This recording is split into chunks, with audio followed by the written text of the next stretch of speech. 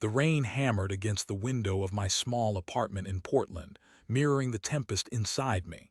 My name is Silas, and until a few weeks ago I was a content, if somewhat unremarkable, architect in my late 40s.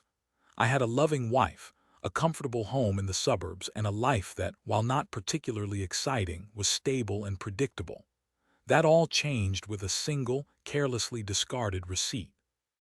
I'd met my wife, Mireille, at a design conference in Chicago 15 years ago. She was a landscape architect, vibrant and full of life, with a laugh that could fill a room. I was immediately drawn to her energy, her passion for her work, and the way she looked at me like I was the only person in the world. We fell in love quickly, moved in together within a year, and married the following spring. The first few years were idyllic. We traveled, renovated our first house, and built a life filled with shared dreams and quiet contentment. As the years passed, Mireille's career took off. She started her own firm, specializing in sustainable landscape design, and quickly gained a reputation for her innovative and environmentally conscious work. I was incredibly proud of her, supporting her ambitions in every way I could. I took on more of the household responsibilities, cooked dinner most nights, and made sure she had the space and time she needed to pursue her passions. I never begrudged her success. In fact, I reveled in it. Her happiness was my happiness. Looking back, I can see now that the cracks started to appear subtly, almost imperceptibly. Mireille started working longer hours, often coming home late or staying overnight at the office. She became more distant, less affectionate. Our conversations dwindled, replaced by perfunctory exchanges about our day. I attributed it to the stress of her growing business, the demands of her increasingly high-profile projects. I told myself it was just a phase, that things would eventually return to normal. But deep down, a nagging feeling of unease began to creep into my mind.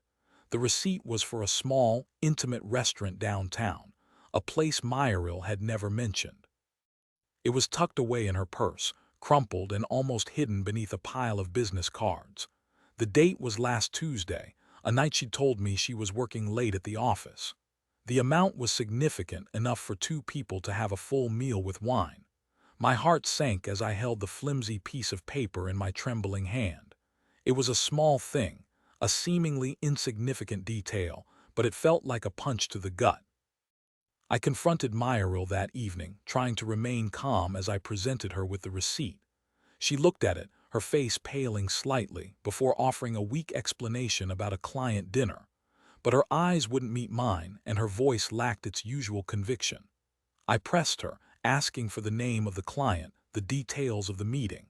She stumbled over her words, her story unraveling with each question.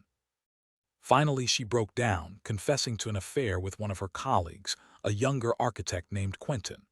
The words hit me like a physical blow, leaving me breathless and reeling. Quentin. The name was vaguely familiar. I'd met him briefly at a company holiday party a few years ago. He was young, handsome, and ambitious, everything I wasn't anymore. I felt a wave of nausea wash over me, followed by an overwhelming sense of betrayal. Mireille sobbed, begging for forgiveness, claiming it was a mistake, a moment of weakness. She said she loved me, that she didn't want to lose me. But her words rang hollow, lost in the deafening silence of my shattered trust. I couldn't speak, couldn't think. I just stared at her, numb with disbelief. I spent the next few days in a daze, barely eating or sleeping. I replayed the events of the past few months in my mind, searching for clues I'd missed, signs I'd ignored. I felt like an idiot, a fool who'd been blinded by love and trust. How could I have been so oblivious? How could she have done this to me? I moved out of our house, renting a small, sparsely furnished apartment downtown. I couldn't bear to be in the same space where we'd built our life together, where we'd shared so many happy memories. Every object, every photograph was a painful reminder of what I'd lost. I threw myself into my work, seeking solace in the familiar routines of my job. But even there, I couldn't escape the constant reminders of my broken marriage. My colleagues offered their condolences, their well-meaning words feeling like salt in an open wound. I avoided social gatherings, isolating myself from friends and family. I just wanted to be alone with my grief. One evening, a few weeks after the initial confrontation, I received a call from an unknown number. Hesitantly, I answered. It was a woman's voice, soft and hesitant. Her name was Imogen, and she was Quentin's wife. Imogen told me she'd suspected something was going on between Quentin and Mireille for months. She'd seen the late nights, the secretive phone calls, the unexplained expenses. But she'd been afraid to confront him, afraid of what she might find. When she finally did, he'd admitted to the affair, claiming it was just a fling, a temporary lapse in judgment. Imogen was devastated, just as I had been. She'd been married to Quentin for 8 years, had built a life with him, had trusted him implicitly. To learn that he'd betrayed her in such a callous way was almost unbearable. We talked for hours that night, sharing our stories, our pain, our anger. We found solace in each other's shared experience, a sense of camaraderie in our mutual suffering. We realized that we were both victims of the same selfish, deceitful people. As the weeks passed, Imogen and I grew closer. We met for coffee, for lunch, for long walks in the park. We talked about everything and nothing, sharing our hopes, our fears, our dreams. We discovered that we had a lot in common, a shared love of art, music, and literature. We laughed together, we cried together, we supported each other through the darkest days of our lives. I found myself drawn to Imogen's strength, her resilience, her unwavering optimism. She was a bright light in the darkness, a beacon of hope in the midst of my despair.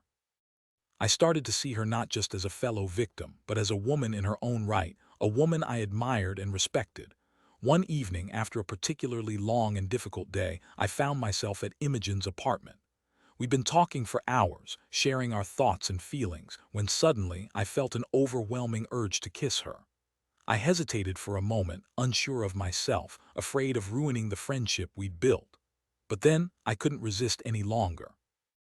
I reached out and gently cupped her face in my hands and leaned in and kissed her. The kiss was soft, tentative, but filled with a depth of emotion I hadn't felt in years. It was a kiss of shared pain, of mutual understanding, of nascent hope. It was a kiss that told me that maybe, just maybe, I could find happiness again. Our relationship developed slowly, cautiously, but with a growing sense of intimacy and connection. We took things one day at a time, allowing ourselves to heal, to grieve, to rebuild our lives. We supported each other through the divorce process, offering each other encouragement and understanding. Mireille, meanwhile, was struggling. Her affair with Quentin had ended badly, leaving her feeling used and discarded. Her business was suffering, her reputation tarnished. She reached out to me several times, begging for forgiveness, hoping for a reconciliation. But I couldn't forgive her. The trust was gone, the love had died. I couldn't go back to the life we'd once shared. I filed for divorce, and the proceedings were relatively straightforward. Mireille didn't contest anything, seemingly resigned to her fate. I sold our house, dividing the proceeds according to our prenuptial agreement. I moved into a new apartment, a smaller, more modern space that felt like a fresh start. Imogen and I continued to grow closer, our relationship blossoming into a deep and meaningful love. We found solace in each other's arms, healing the wounds of our past, building a future together. We learned to trust again, to love again, to believe in the possibility of happiness.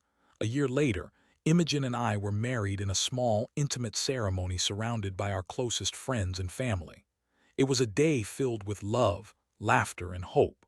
As I looked into Imogen's eyes, I knew that I had found my soulmate, the woman I was meant to spend the rest of my life with. Mireille eventually moved to another state, seeking a fresh start. I heard through mutual acquaintances that she was doing well, that she had rebuilt her business and found some measure of peace. I wished her well, but I didn't regret my decision to move on. I had found happiness with Imogen, a happiness I never thought possible after the pain and betrayal I had experienced. Looking back, I can see that Mireille's affair, though devastating at the time, ultimately led me to a better place. It forced me to confront my own vulnerabilities, to reevaluate my priorities, to discover my own strength and resilience. And most importantly, it led me to Imogen, the woman who showed me that love and happiness are always possible, even after the darkest of times. The rain has stopped now, and the sun is beginning to peek through the clouds.